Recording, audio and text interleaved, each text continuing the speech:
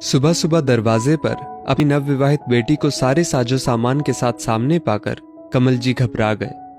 हे भगवान, ये क्या है तान्या? सारा सामान लेकर ससुराल से वापस क्यों आ गई? 2 महीने भी नहीं हुए शादी को, ऐसी क्या बात हो गई? तभी पीछे से तान्या की माँ उषा जी चिल्लाते हुए आई। हाय मेरी बेटी को क्या हुआ? तू ठीक तो है ना? क्या किया तेरे ससुराल वालों ने तेरे साथ? देखो तो मेरी बेटी कैसे सूख कर कांटा हो गई है, खाने को भी नहीं देते होंगे ढंग से। और तान्या को कमल प्रसाद जी से दूर करके अपने साथ कमरे में ले गई। कमल प्रसाद जी ने सारा माजरा समझने के लिए अपने दामाद रोशन को फोन लगाया। पापा जी, अब क्या बोलूं? तान्या को घर के हर शख्स से दिक्कत है, वो केवल अपनी ही चलाना चाहती है। कोई उसे थोड़ा सा भी टोक दे तो उसका पारा 7वें आसमान पर चढ़ जाता है। मैंने कई बार उसे प्यार से समझाने की कोशिश की, लेकिन पता नहीं अगले ही दिन मम्मी जी से बात करके अपने पुराने स्वरूप में ही वापस आ जाती है। मम्मी जी उसे अपनी नई जिंदगी में ढलने ही नहीं दे रही हैं। पापा जी, बुरा मत मानना, लेकिन अगर हर छोटी बड़ी बात में लड़की की माँ अपनी चलाए तो किसी भी लड़की का अपने ससुराल में टिकना नामुमकिन है। आज भी तान्या माँ की किसी बात से नाराज होकर घर से चली गई। पापा जी, घर में 4 लोग रहेंगे तो बात तो होगी ही। छोटी छोटी बातों पर रूठ कर मम्मी को फोन लगाना और आए दिन घर में नए नए नाटक प्रस्तुत करना, ये कहाँ की समझदारी है? मुझे तान्या से कोई शिकायत नहीं है, क्योंकि उसमें तो अभी बचपना है। मैं उसे अपने प्यार से समझा सकता हूँ। लेकिन मम्मी जी, अगर वो दखल अंदाजी बंद करें तो ही जीवन पटरी पर आ पाएगा, नहीं तो मुझे तान्या से तलाक लेना पड़ेगा। तलाक की बात सुनते ही कमल जी के कदम लड़खड़ाने लगे और उनकी तबीयत खराब हो गई। अपने पति की ऐसी हालत देखकर उषा जी के पैरों के नीचे से जमीन ही खिसक गई। कमल जी को तुरंत अस्पताल में भर्ती कराया गया। भगवान का शुक्र था कि वो बच गए, लेकिन उनके निचले हिस्से को लकवा आ गया। उषा जी की जिंदगी में तो मानो गमों का पहाड़ टूट पड़ा हो। कुछ देर बाद कमल प्रसाद जी बोलने की स्थिति में आए तो उषा जी से बोले, देखो, तुम्हारे बोए बीज से आज क्या फसल उगी है। दामाद जी तान्या को तलाक देने को कह रहे हैं। तलाक?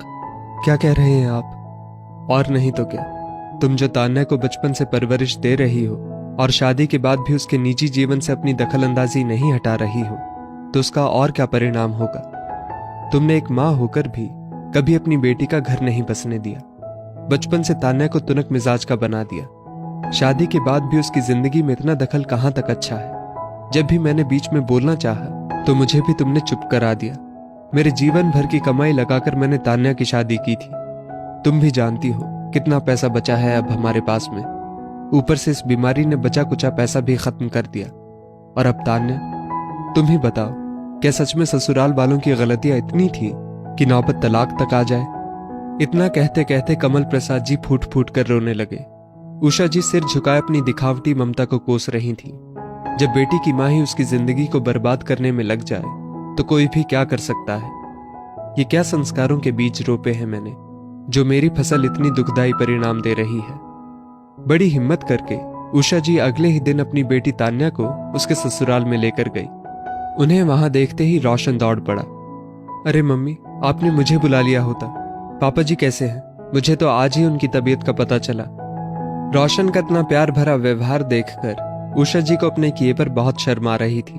उनके मुंह से एक शब्द भी नहीं निकल पा रहा था। आंखों से बहते आंसुओं ने ही अपनी सारी बात कह डाली। हाथ जोड़कर वो अपने दामाद के सामने खड़ी हो गई। अरे मम्मी, ये क्या कर रही हैं आप? प्लीज मुझे शर्मिंदा मत कीजिए। नहीं बेटा, शर्मिंदा तो मैं हूं। मेरे व्यवहार से मैंने मेरी ही बेटी का घर उजाड़ने में कोई कसर नहीं छोड़ी। मैं मेरी उन सभी गलतियों के लिए माफी चाहती हूँ। तान्या को भी उसकी सभी गलतियों के लिए माफ कर उसको वापस से अपना लो। मुझ पर यह अंतिम कृपा कर दो। मैं वादा करती हूँ आगे से तान्या के निजी जीवन में कभी दखल अंदाजी नहीं करूंगी। आप ऐसा क्यों कह रही हैं? तान्या आपकी बेटी है, आपका पूरा हक है उस पर। लेकिन बस बात इतनी सी है कि कई चीजें अगर हम अपने आप ही संभलने दें तो ज्यादा अच्छा है। नाजुक मामलों को छेड़ने से बातें और भी ज्यादा बिगड़ जाती हैं। मेरा पापा जी का दिल दुखाने का कतई मन नहीं था। आप चिंता ना करें मम्मी, हॉस्पिटल का सारा खर्चा मैं उठा दूंगा। आप बस उनका ख्याल रखिए। मुझे पूरा विश्वास है कि तान्या को यहाँ खुश देखकर उनकी हालत में जल्दी ही सुधार आएगा। अपने दामाद की ऐसी बातें सुनकर उषा जी को अपने किए पर बहुत शर्म आ रही थी। अपनी समधन के पास जाकर उषा जी अपनी समधन से बोली, देखिए, आपके और मेरे बोए बीच का अंतर। ऐसा हीरे जैसा बेटा पाकर एक माँ धन्य हो गई है, और मैं बहुत खुशनसीब हूँ कि तान्या को भी इस घर में आकर अपना जीवन बसर करने का मौका मिल रहा है। अब आप अपने संस्कारों से एक नया बीज रोप कर उसके जीवन को नई दिशा प्रदान करें। आप बिल्कुल चिंता ना करें, कहकर दोनों समधन आपस में गले लग गए। दोनों परिवारों की गलतफहमियां अब खत्म हो चुकी थी।